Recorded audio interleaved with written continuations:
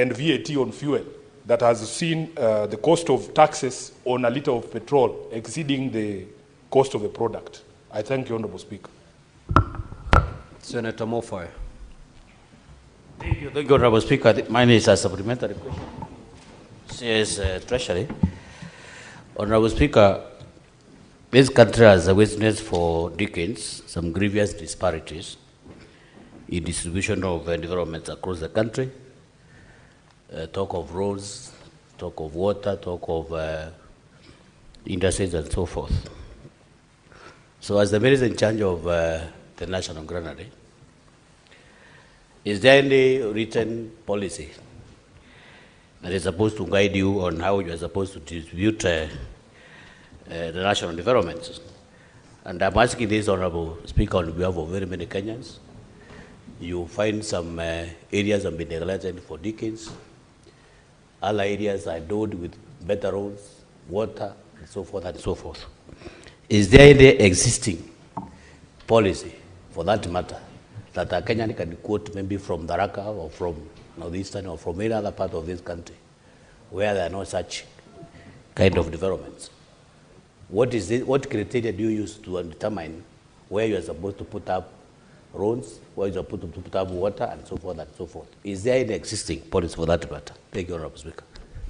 Honourable CS, you may, if in a position to respond to that question, you may, because it is not related to the primary question. The Senate Majority Leader. Mr. Speaker, I have a question to the Cabinet Secretary in regards to his response on page 6. Unfortunately, Minister, I'll have to tell you that none of these items that you have listed was done to the tea farmers. This is a topic very close to my heart, and therefore I know every single intervention that is done. In the fiscal year that you're referring to, 2023-2024, you have quoted in your response, Mr. Minister, that there was provision of processing equipments to tea cooperatives. It is now in this financial year that there's an attempt to put 3.5 billion shillings to support aging tea factories. And even that, I'm not sure whether the National Assembly Budget Committee will maintain it.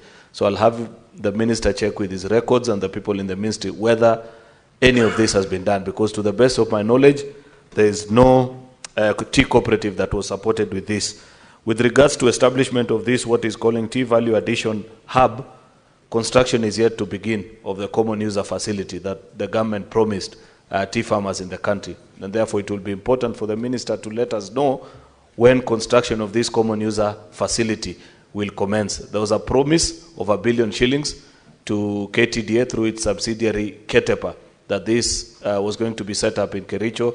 I do not know to this date, Mr. Speaker, when that facility will be available for farmers. The same can be said, Mr. Speaker, about Part C of his question, because it needs to be quantifiable. If the minister had given us the specific figure of how much that export market development the government committed to, we'd appreciate, because it is one of the interventions that we seriously need. Lastly, Speaker, just a comment to the minister, because, you know, we are representatives of people, and when there's an opportunity, I appreciate that transportation of tea to factories is VAT exempted. I do not understand, Mr. Minister, why in every finance bill, last year it had to be removed, and even in this year's proposal, transportation of sugarcane to factories is subject to VAT. I don't know why at Treasury they want to treat tea farmers and sugarcane farmers separately, yet they are all citizens of this republic. So while I appreciate what is done for tea farmers, I'd wish that the Treasury does the same for sugarcane farmers as well. I thank you, Mr. Speaker. Honourable CS, you have 3 minutes to respond. Thank you, Mr. Speaker. I'll try to be fast.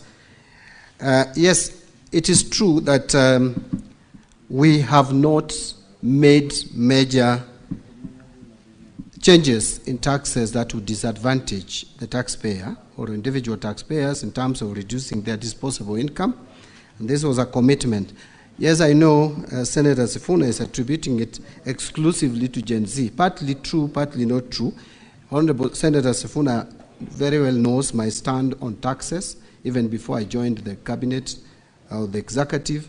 I am one person who does not believe that higher taxes would lead to more revenue or higher tax rates, and that is my stand. I've spoken about it. Maybe we share that idea with Gen Zs, but so it cannot be exclusively the Gen Z's ideas. And I think the government is also sold into the idea that now, where we have reached, we cannot go further to reduce disposable income.